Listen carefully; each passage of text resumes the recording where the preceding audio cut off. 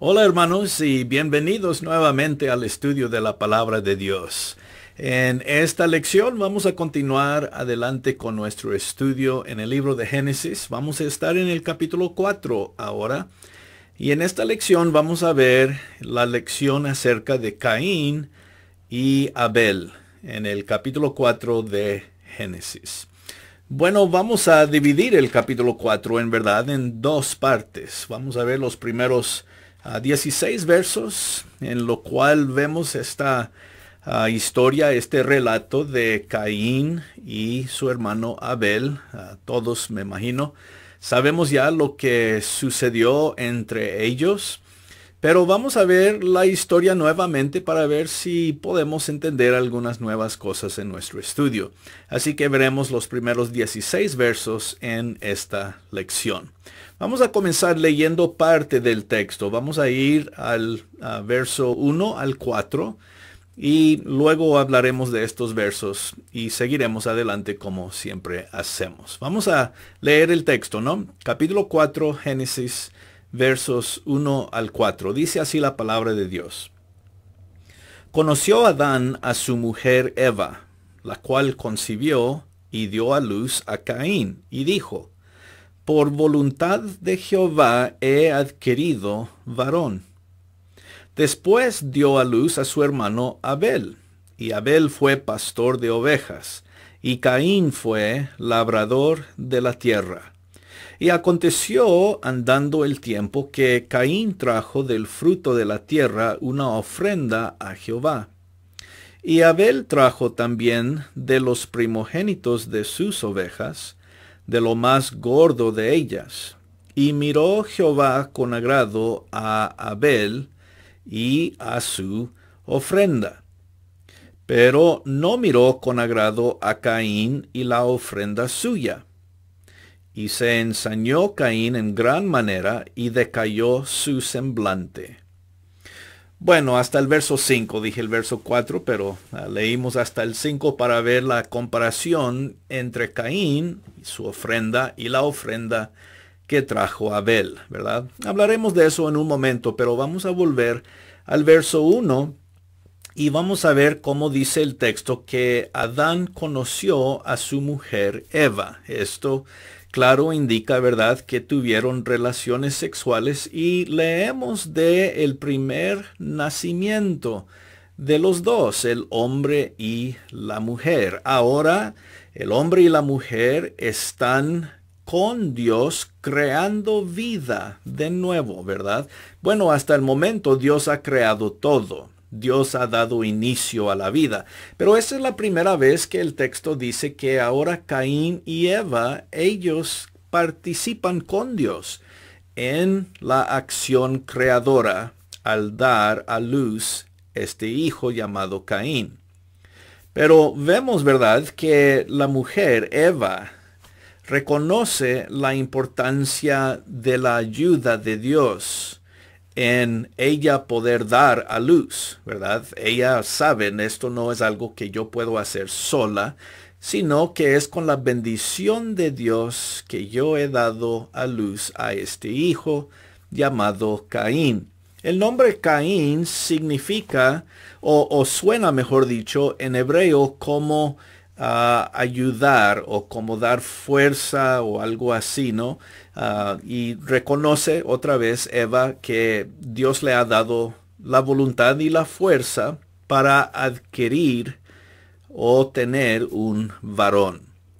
Esto es muy importante porque reconoce, ¿verdad?, que el milagro de dar a luz a un niño no es algo que podemos decir es cualquier cosa. Cada vez que una mujer da a luz a un hijo, está en verdad diciendo, testificando, si podemos usar esa palabra, de la fuerza de Dios, de la obra creadora de Dios. La mujer y el milagro de dar a luz a un niño o niña es algo que Dios da como regalo a las mujeres. Ellas dan a luz con la ayuda de Dios. Entonces, cada vez que vemos a un bebé nacer, debemos tomar un momento y dar gracias a Dios, el que da vida a todas las cosas y el Dios que ayuda a las mujeres poder hacer este gran milagro de dar vida, de conceder vida. Y hablando de esto, es un milagro cómo se desarrolla el niño o la niña, ¿verdad? Dentro del vientre de la mamá. Comienza desde muy pequeño, ¿verdad? Células y luego el niño va creciendo. Todo esto es por la ayuda que Dios le da, especialmente a las mujeres. Bueno, nace Caín primero, él es el mayor. Y luego dice, un tiempo después dio luz a su hermano Abel. Y no nos dice cuánto tiempo pasó el texto entre el nacimiento de Caín y de su hermano Abel, pero fue un poco más después. Y dice el verso 2 que Abel fue pastor de ovejas y Caín fue labrador de la tierra. Entonces vemos la diversidad en estos dos hermanos. Uno escoge enfocarse en las ovejas, ¿verdad? Ser pastor, cuidar a los animales, las ovejas. Y el otro decide ser un hombre del campo y labrar la tierra, ¿verdad? Y los dos están muy bien en lo que han escogido. Y vemos, ¿verdad?, que se puede escoger qué es lo que uno quiere hacer. La idea, ¿verdad?, de que nosotros tenemos la capacidad de escoger en qué nos vamos a enfocar en nuestras vidas y en nuestro trabajo, también es una bendición de Dios, ¿que no? No sé si lo hemos pensado así, pero eso es una bendición de Dios. El poder escoger qué es lo que queremos hacer con nuestra vida, a qué nos vamos a dedicar. Y vemos pues que Caín escogió labrar la tierra y Abel escogió ser pastor. Y los dos, ¿verdad? Está bien con Dios. No vemos ningún problema con lo que ellos escogieron. Dice el verso 3 que aconteció con el tiempo. Entonces aquí está pasando más tiempo, aunque otra vez el texto no nos dice cuánto tiempo, pero nos dice que pasando el tiempo, Caín y Abel van a traer ofrendas a Dios. Y algo que debemos anotar aquí, hermanos, es que no se ha formalizado un sistema de ofrenda o de sacrificio, como veremos más adelante en el Antiguo Testamento. Cuando se habla, por ejemplo, de cómo ofrecer sacrificios y ofrendas bajo el sistema levítico, ya es algo que veremos más adelante. Aquí no hay una explicación, no se nos dice cómo ellos supieron ofrecerle a Dios sacrificio o ofrenda, ¿verdad? Pero vemos que lo hicieron. Entonces tenemos que entender de alguna manera que ellos, por palabra de Dios, Dios les dijo cómo es que ellos podían ofrecer un sacrificio, una ofrenda. Tenemos que concluir eso. Algunas personas dirían que es una inferencia necesaria porque el texto no nos dice, pero ellos sabían que esto era algo que querían hacer, ofrecerle a Dios una ofrenda. Ahora vemos lo que dice acerca de Caín. Dice que él trajo del fruto de la tierra una ofrenda a Jehová. Y debemos anotar algo aquí, hermanos. Es una forma muy general de describir la ofrenda de Caín. Él trajo algo de la tierra, del fruto de la tierra, algo de lo que él trabajaba, ¿verdad? La tierra. Pero vemos cómo se especifica la ofrenda de Abel. Y aquí está la diferencia muy importante que necesitamos anotar. Dice el verso 4 que Abel trajo también de los primogénitos de sus ovejas, de lo más gordo de ellos. Y esto es importante, porque traer del primogénitos, traer de lo más gordo, significa que Abel está trayendo lo mejor de sus ovejas. Como digo, más adelante en el sistema levítico se nos indica que ellos debían traer de las mejores ofrendas que tenían. Y entre más gordo el animal, se consideraba que era mayor o superior tipo de ofrenda. Y de los primogénitos, es decir, de los primeros nacidos y de los mejores, ¿verdad?, que se podía ofrecer a Dios. De ahí viene el concepto de que queremos siempre ofrecerle a Dios de lo mejor que tenemos. Pero cuando comparamos esa ofrenda de Abel, de lo mejor que él tenía, con la descripción general de Caín, vemos la diferencia. De Caín no se dice que él trajo lo mejor de la tierra, se dice que él trajo una ofrenda. Él, aparentemente, Caín, no trajo de lo mejor de la tierra. Se parece como Caín trajo algo de la tierra, alguna ofrenda general, ¿verdad? No hay más palabras para indicarnos que él trajo de lo mejor que él había labrado. Algunas personas preguntan pues por estas diferencias, ¿verdad? ¿Es que Dios no estuvo contento con el fruto de la tierra? ¿Son ovejas mejores tipos de ofrendas? Y no es eso. Dios recibe ofrenda de la tierra y Dios recibe ofrenda de los animales. La diferencia está en que no se especifica que Caín trajo lo mejor de la tierra. Parece que otra vez Caín trajo solo una ofrenda general, sin especificar que era lo mejor. Y por eso Dios mira con agrado a Abel y a su ofrenda. Porque lo que trajo Abel sí era de lo mejor. Entonces, no es tanto de la tierra en contraste con las ovejas, pero más la actitud y el tipo de ofrenda. Si Caín hubiera traído lo mejor de la tierra, entonces Dios hubiera visto su ofrenda con agrado también, pero no es así. Y esto es la gran diferencia entre los dos. Por eso el verso 5 dice que no miró con agrado a Caín y la ofrenda suya. Y ahora esto va a causar a Caín enojarse, ¿verdad? Y bueno, también tener envidia de su hermano Abel. Y cuando vemos el resto del verso 5, dice que se ensañó Caín en gran manera y decayó su semblante. Entonces, aquí él está molesto, Caín. Él está deprimido, podemos decir. Su semblante decayó, ¿verdad? Como decir, bueno, Dios me rechazó y pues, ¿y ahora qué? Y Dios viene y le dice algo a Caín, ¿verdad? Habla con él. Y con esta acción del verso 6, cuando leamos el texto aquí en un momento, el verso 6, debemos ver, hermanos, cómo Dios se preocupa aún por Caín. Él viene a él y habla con él, ¿verdad? Dios no odia a Caín, Dios no está en contra de Caín, Dios ama a Caín tal como ama a Abel.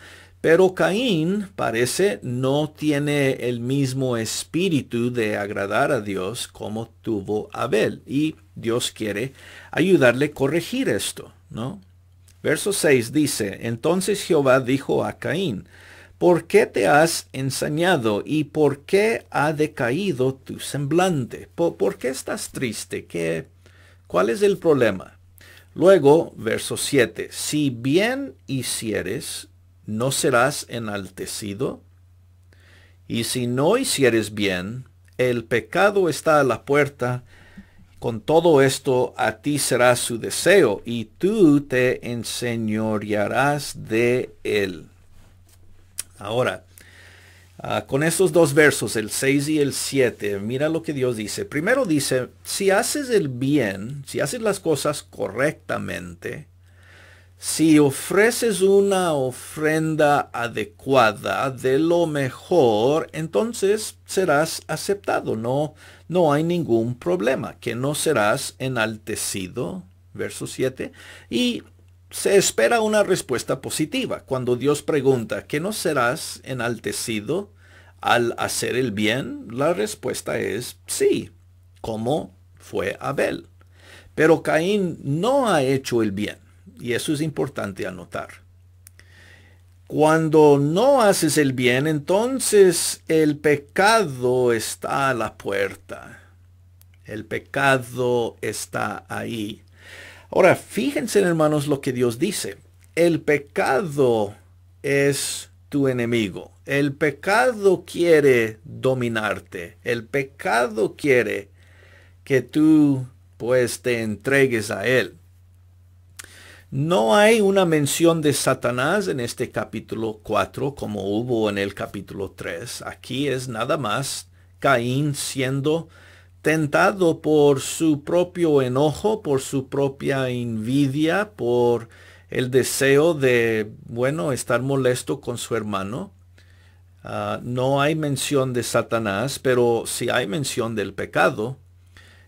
Si no corriges esto, el pecado va a ser el resultado. Y el pecado quiere dominarte, pero tú puedes enseñorearte del pecado, verso 7. Esto resalta una importancia muy grande. Que el ser humano, el hombre, la mujer, tienen la capacidad de enfrentar al pecado, de resistir al pecado, de dominar al pecado. Tiene esa capacidad, ¿verdad? Cuando uno es tentado, no es eso pecado. La tentación solamente es el momento cuando tenemos que decidir, ¿voy a desobedecer a lo que Dios dice o voy a obedecer lo que Dios dice? Es el momento, la tentación, es el momento de tomar una decisión. Y cuando tomamos una decisión adecuada, buena, y hacemos el bien, hemos vencido al pecado. Pero cuando no hacemos eso y cometemos el error de desobedecer la palabra de Dios y entregarnos a la tentación, entonces el pecado es el resultado y el pecado es el que nos domina a nosotros. Hacer el bien es que el hombre o la mujer domina al pecado. Pero hacer el mal es de ser vencido el hombre o la mujer por el pecado. Vemos esta diferencia. Entonces, porque tenemos la capacidad de hacer el bien, podemos dominar el pecado. Pero también el pecado puede dominarnos a nosotros si es que nos entregamos a esa tentación, ¿verdad? Y vemos claro que eso es lo que pasa.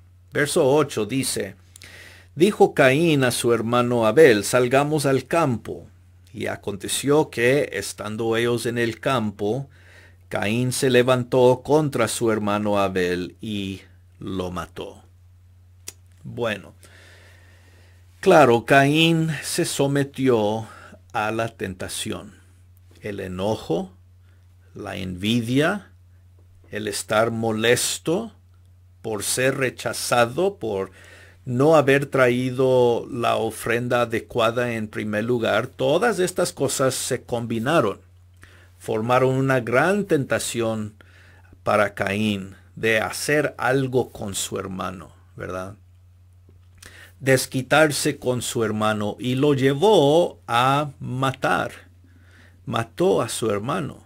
Qué horrible, ¿no? La primera vez en la Biblia que se menciona que un ser humano mata a otro ser humano. Y pues claro que esto no es algo bueno. Mató a su hermano en el campo y luego Dios viene a Caín otra vez. Vemos, hermanos, que El pecado siempre es, vamos diciendo, contestado por Dios, o Dios le llama la atención aquí a Caín de su pecado. ¿Cómo le llamó a Adán? ¿Cómo habló con la mujer? Hasta cómo habló con la serpiente, ¿verdad? Dios siempre va a tratar al pecado de alguna manera. Dios no cierra los ojos o no dice, bueno, eso está bien y nada más voy a dar la vuelta a ese pecado. No, Dios mira, considera y habla a la persona tocante su pecado. Y le dice a Caín, ¿dónde está Abel, tu hermano? Bueno, Dios sabe dónde está, Dios sabe lo que ha pasado, por eso viene a Caín. Es como cuando Dios vino buscando a Adán y a Eva en el huerto. ¿Dónde estás? Adán y Eva estaban escondidos. No es que Dios no sabía, Dios sabe. Dios sabe todas las cosas. Pero el punto otra vez es que Caín necesita confesar su pecado. Por eso Dios le pregunta, ¿dónde está tu hermano? No es porque está buscando información Dios sabe. Es porque Caín necesita confesar su pecado. Y bueno, Caín contesta tratando de, pues, no comprometerse con esa confesión. Él simplemente dice, no sé.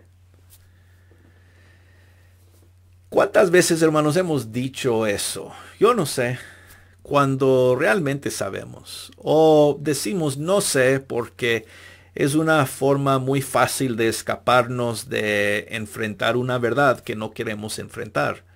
El caso de Caín aquí. Yo no sé. Bueno, sí sabía. Pero luego hace la pregunta que es muy importante ver cuando él dice, ¿soy yo acaso guarda de mi hermano? Yo no sé dónde está. Yo soy guarda de él, tengo que preocuparme por él. Y la respuesta es sí. Por esta relación de ser hermanos debes preocuparte por el bienestar de tu hermano. Hay responsabilidad en la relación que tenemos hermanos con hermanos, hermanos con hermanas. Sí, hay una responsabilidad de cuidar unos de los otros, de servir unos a otros. Sí, somos responsables unos por los otros. Cuando Caín hace esta pregunta, pues Dios ahora sí va a enfrentarse con la verdad, ya que Caín todavía no está confesando su error. ¿Cómo sería diferente este relato, esta historia, si Caín hubiera dicho, sí, cometí un mal al principio? La confesión de un pecado o la confesión de haber hecho algo mal, un error, es siempre el primer paso en mejorar, ¿que no? Cuando yo reconozco lo mal que he hecho o el error o el pecado, yo estoy tomando el primer paso a mejorar la situación. La confesión siempre es el primer paso a mejorar. Cuando no confesamos, estamos quedándonos en la mala situación en la que nos encontramos. Estamos decidiendo quedarnos en lo negativo, en lo malo, en el pecado. Pero confesar nuestro error es aceptar la culpa y tomar el primer paso en mejorar. Pero Dios le dice en el verso 10, ya que Caín no quiere hacer esto, ¿verdad? Dios le dice, ¿qué has hecho? La voz de la sangre de tu hermano clama a mí desde la tierra. Cuando él dice, ¿qué has hecho? Es mejor casi entender qué mala cosa has hecho. Es horrible lo que has hecho. La sangre de Abel clama a mí. Dios, como el creador de toda la vida, puede decir que la sangre clama, la sangre habla, sangre derramada, sangre inocente.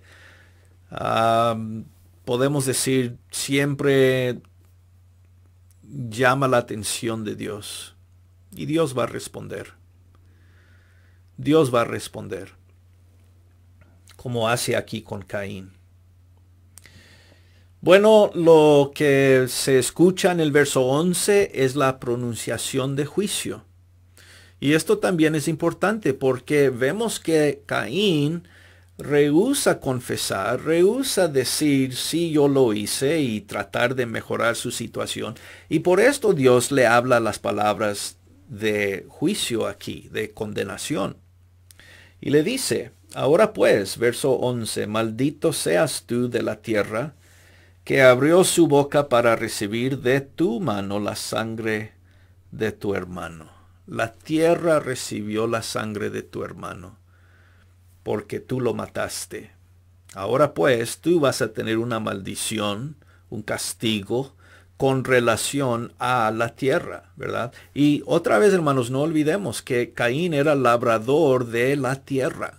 Entonces hay un gran énfasis aquí que la creación le va a responder a él ahora, a Caín, de una forma negativa y mala. Dice el verso 12, cuando labres la tierra no te volverá a dar su fuerza.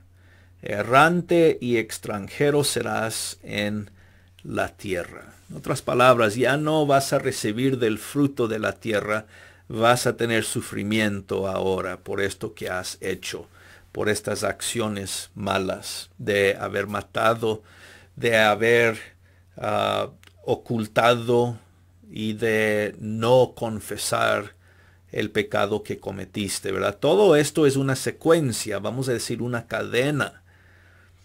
Y la única forma de romper esa cadena es de venir a Dios y confesar lo que hemos hecho mal. Pero cuando no hacemos eso, queda palabras de juicio, como vemos aquí. Caín responde, verso 13, ¿verdad? Dijo Caín a Jehová, grande es mi castigo para ser soportado. Esto es demasiado, no puedo aguantar esto.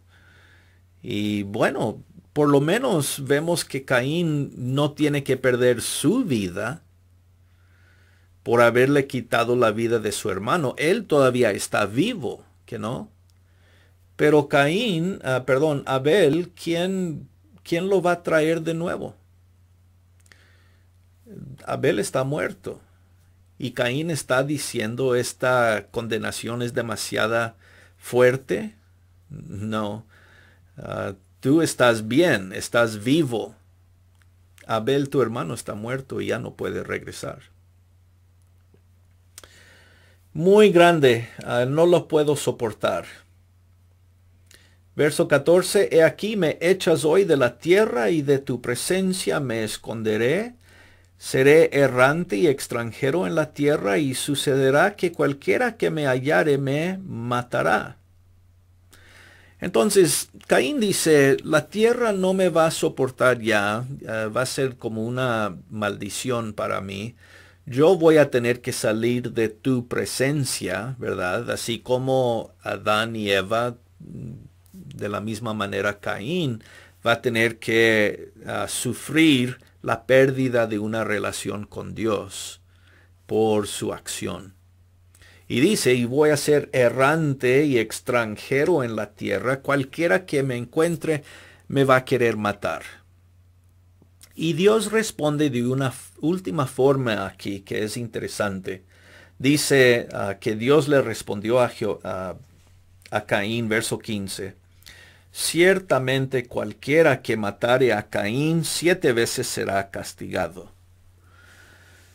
Dios dice, no te van a matar porque le va a ir peor a la persona que te mate a ti 7 veces, ¿verdad? Es decir, le va a ir peor a esa persona, así que nadie te va a matar, no te preocupes. Y dice luego que Jehová puso una señal en Caín para que no lo matase cualquiera que le hallara.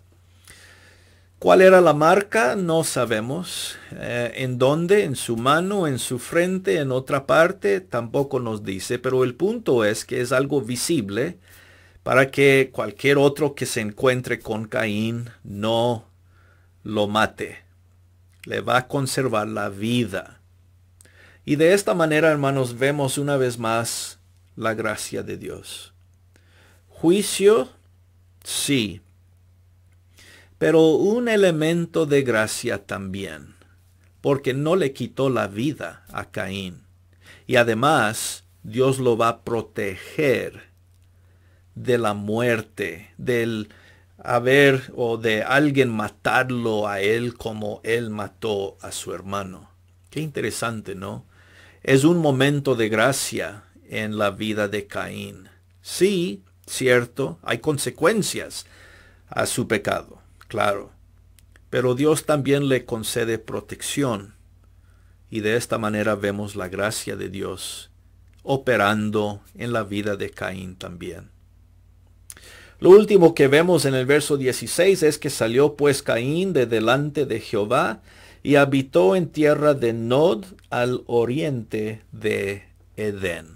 El punto es que salió de esta parte de la tierra.